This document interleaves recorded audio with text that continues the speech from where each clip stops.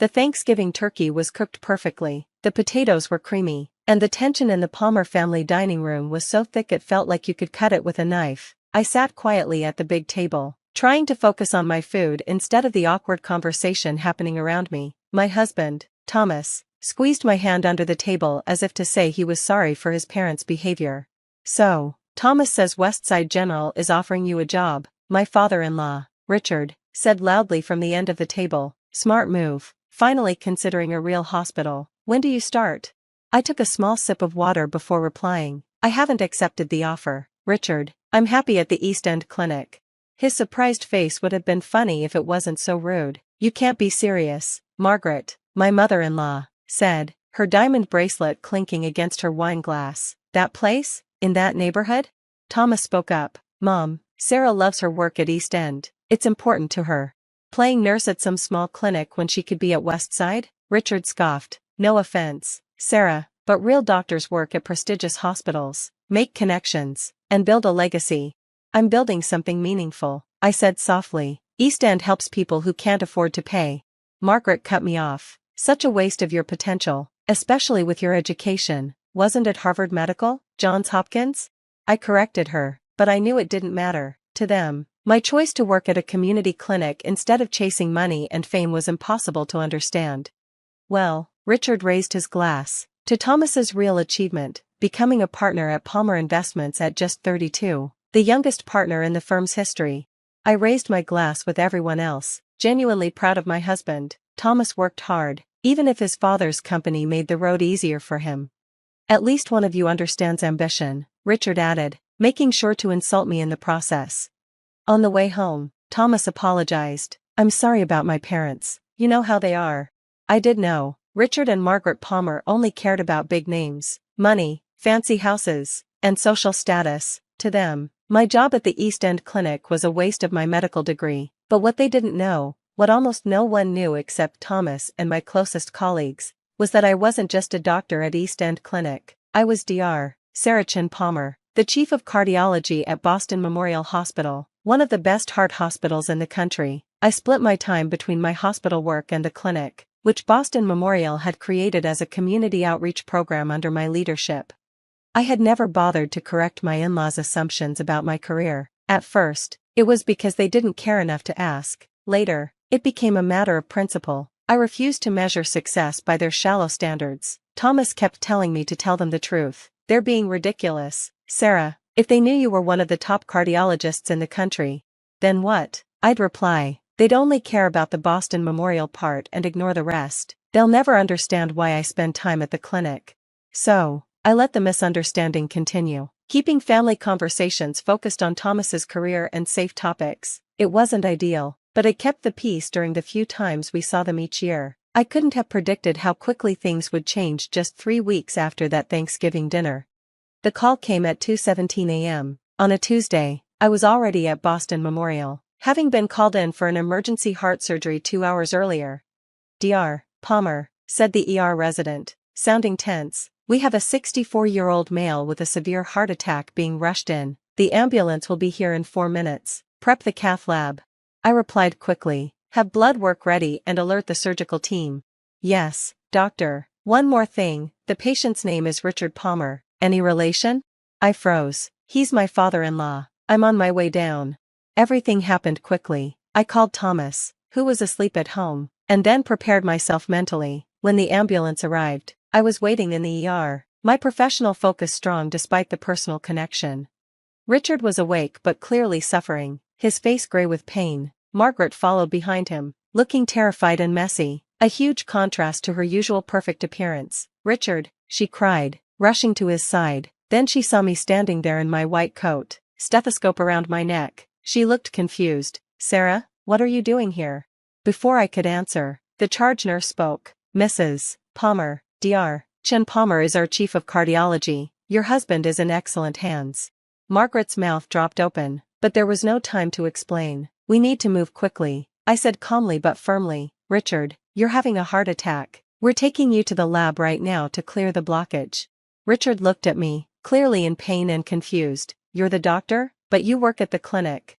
"I'll explain everything later," I assured him as we moved quickly. "Right now, I need you to trust me, he nodded weakly.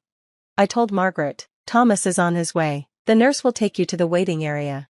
The next 2 hours were the hardest of my career. Richard's heart attack was severe. The procedure to clear the blockage and place stents was complicated because of his anatomy and how bad the blockage was. I stayed completely focused, putting my emotions aside to do my job.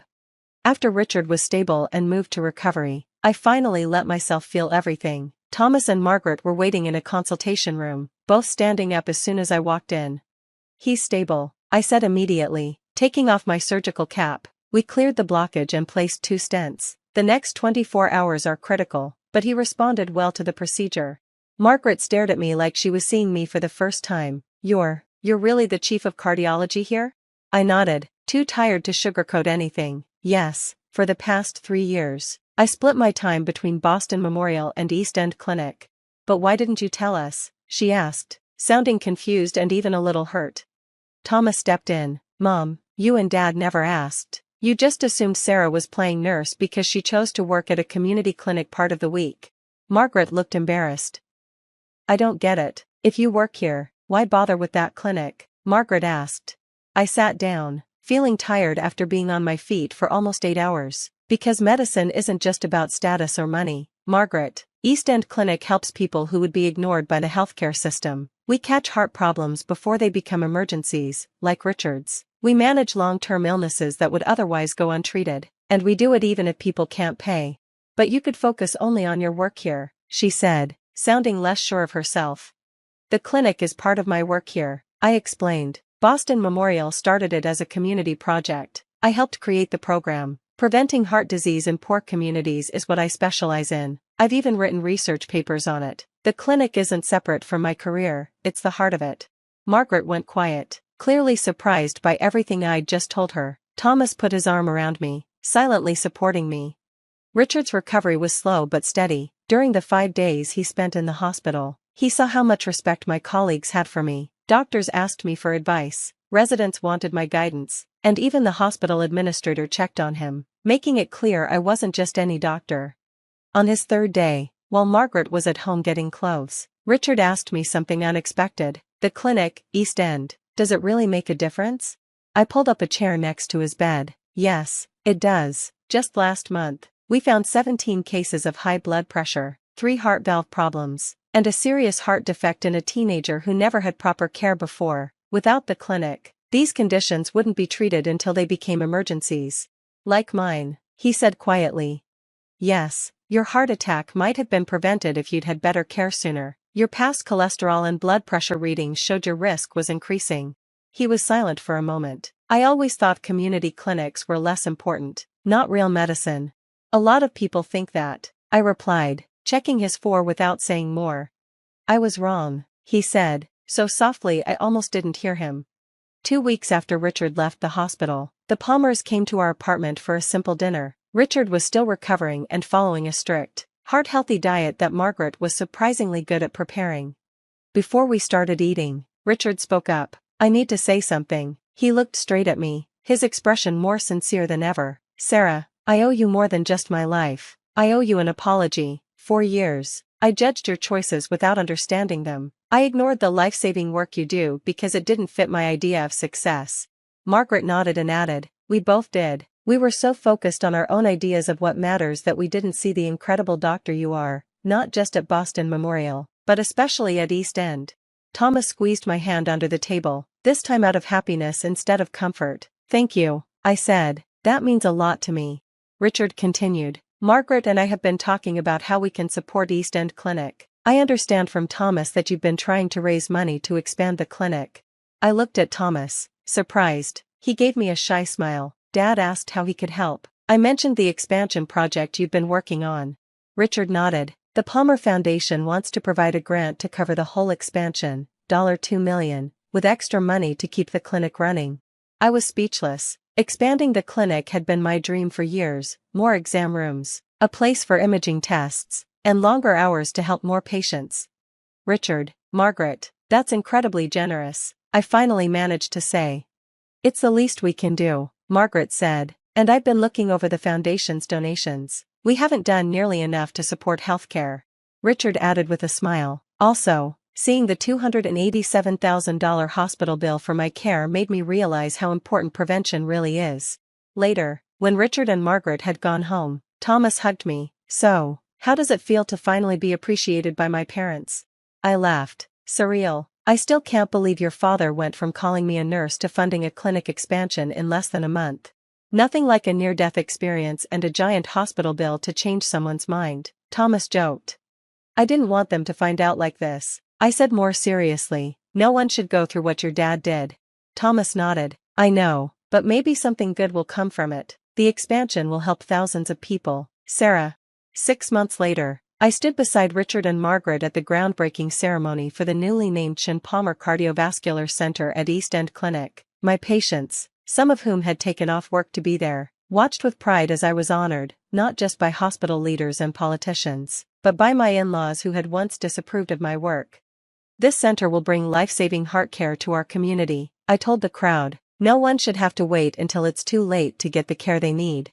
After the ceremony, I introduced Richard and Margaret to our staff and patients. One elderly woman held Margaret's hand and said, with tears in her eyes, "Your daughter saved my life last year. I couldn't afford to see a heart doctor anywhere else." Margaret, who once would have felt uncomfortable in this neighborhood, hugged the woman. "She saves a lot of lives," she said proudly, "including my husband's." That evening, Thomas and I walked home. "Are you ever going to tell them you turned down the chief position at Mayo Clinic last year?" Thomas asked. I laughed. "Let's not push it. They're still getting used to the idea that their daughter-in-law, who they thought was just a nurse, is actually helping to change how heart care is given to poor communities." He put his arm around me. "You know what I love most about this whole thing? You didn't do any of it to prove them wrong. You did it because it was the right thing to do." "Though," I admitted with a smile, "the look on your dad's face when he found out I was chief of cardiology was pretty satisfying." "Almost as satisfying as watching him write that $2 million check," Thomas joked. "No," I said seriously, "the best part is knowing the expansion will help thousands of patients. That's worth more than any title or recognition." I glanced back in the direction of the clinic, ready to continue the work that mattered most, making sure everyone could get the care they needed, one heart at a time.